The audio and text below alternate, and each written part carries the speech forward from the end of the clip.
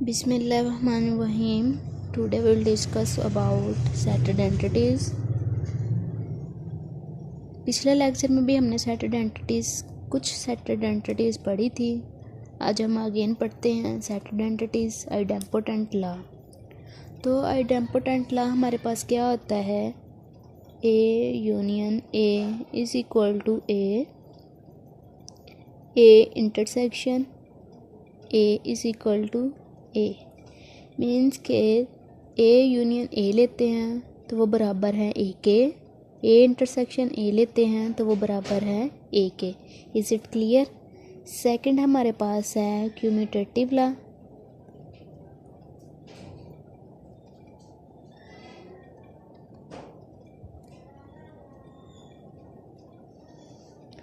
क्यूम्यूटेटिव law में हमारे पास क्या होता है?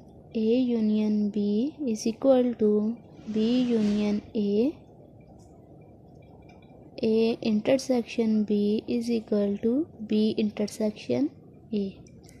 जब हम ए यूनियन बी लेते हैं तो वो बराबर होता है बी यूनियन ए के, और जब हम ए इंटरसेक्शन बी लेते हैं तो वो बराबर होता है बी इंटरसेक्शन ए के. Is it clear? थर्ड पे हमारे पास है एसोसिएटिव लॉ.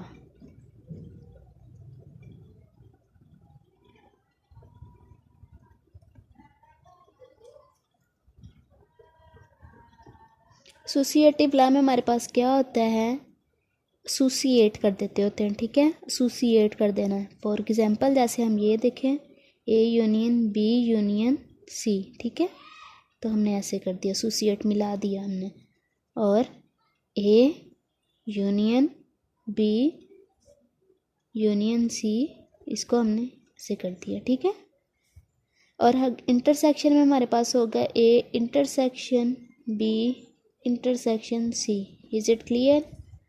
और A intersection B intersection C को किया तो ऐसे हो गया. तो आप ये देखें, इसको इधर भी ला सकते हैं, या पहले ये कर लो या पहले ये कर लो, तो इसमें कोई भी इशू नहीं है, जैसे मर्ज़ी आप कर सकते हैं. फोर्थ है हमारे पास distributive law. Distributive law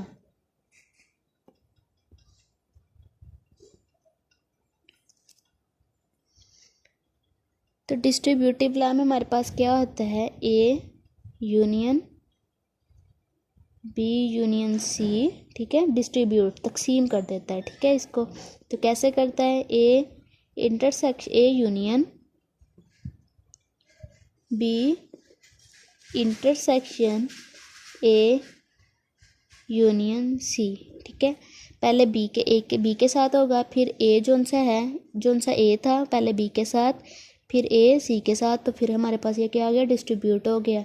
is it clear? Union centre में आएगा, यूनियन इन दोनों के सेंटर में आएगा, और इन दोनों के जब पोर्शन हो जाएंगे तो सेंटर में हमारे पास इंटरसेक्शन आ जाएगा. Is it clear? अब हम इंटरसेक्शन का करते हैं. ए इंटरसेक्शन बी, यहाँ पे हमारे पास इंटरसेक्शन आना था. ठीक है, तो ए यूनियन बी को किया तो हमारे पास ए यूनियन बी आ गया, और ए यूनियन सी को किया तो हमारे पास सेंटर में क्या आएगा? सेंटर वो वाला आएगा जो इन दोनों के दरमियान में होगा. Is it clear? अब हम करते हैं ए इंटरसेक्शन बी, तो यहाँ पे क्या आएगा? Union C. तो हमारे पास ये हो जाएगा A intersection B union A intersection C. Is it clear? Again हम देखते हैं, जब हम A union B intersection C का करेंगे तो हमारे पास A union B A union C आएगा, और सेंटर में हमारे पास इंटरसेक्शन आएगा, जो इनके दरमियान में होगा वो वाला सेंटर में आएगा. तो जब हम A intersection B union C को करेंगे तो हमारे पास A intersection B union A intersection C आएगा. Is it clear? इसके बाद हमारे पास है आइडेंटिटी लॉ. फिफ्थ पे हमारे पास क्या है? Identity law.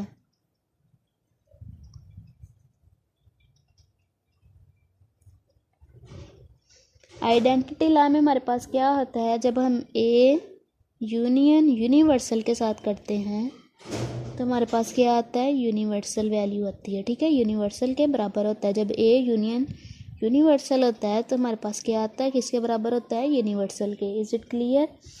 और जब हम ए का यूनियन लेते हैं फाई सेट के साथ, फाई मीन क्या आता है, खाली सेट के साथ, तो हमारे पास क्या आता है, ए आता है। Is it clear.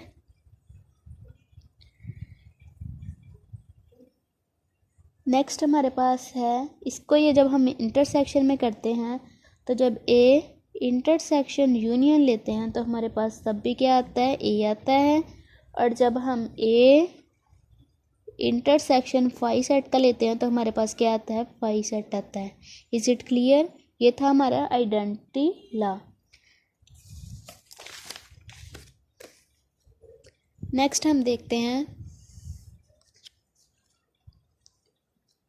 6 है हमारे पास कंप्लीमेंट लॉ।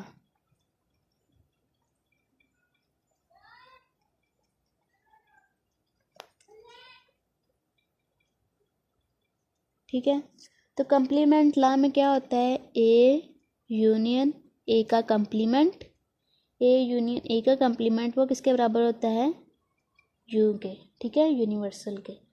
और जब हम करते हैं ए इंटरसेक्शन ए का कंप्लीमेंट तो वो हमारे किसके बराबर होता है, फाई सेट के बराबर होता है। Is it clear.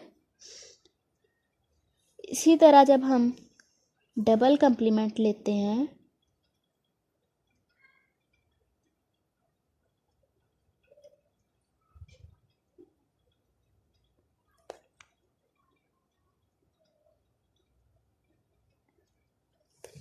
तो डबल कंप्लीमेंट लॉ में क्या होगा हमारे पास,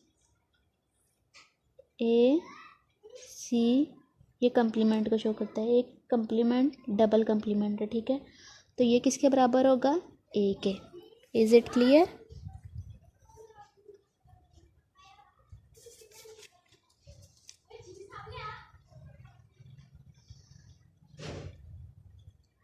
कंप्लीमेंट कंप्लीमेंट के साथ कट जाएगा तो हमारे पास क्या बच जाएगा, ए, तो वो किसके बराबर हो जाएगा, ए के।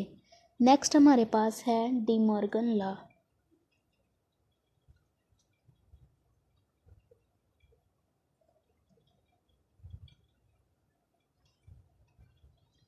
डी मॉर्गन लॉ में क्या होता है हमारे पास, ए यूनियन बी का complement is equal to A complement intersection B का कंप्लीमेंट। डी मॉर्गन में हम साइन चेंज करते हैं और दोनों कंप्लीमेंट कर देते हैं। Is it clear. साइन भी हमने चेंज कर दिया और दोनों पे कंप्लीमेंट भी कर दिया। नेक्स्ट हमारे पास है ए इंटरसेक्शन बी का कंप्लीमेंट, तो इसमें क्या हो जाएगा, ए का कंप्लीमेंट यूनियन बी का कंप्लीमेंट। Is it clear. इसके बाद हमारे पास है एब्जॉर्प्शन लॉ।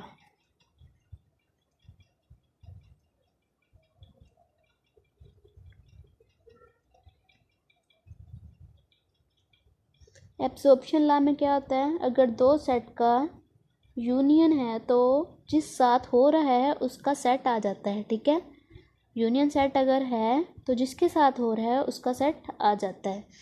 फॉर एग्जांपल हमारे पास एक है A union B is equal to A.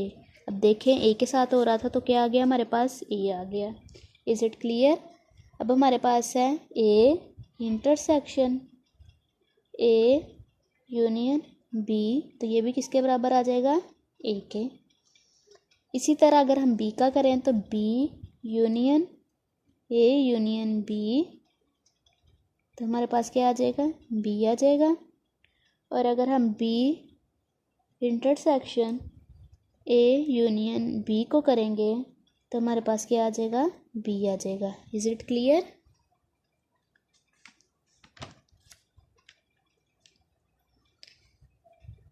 I hope so you understand my lecture. Please like my video and subscribe my channel. Thank you so much.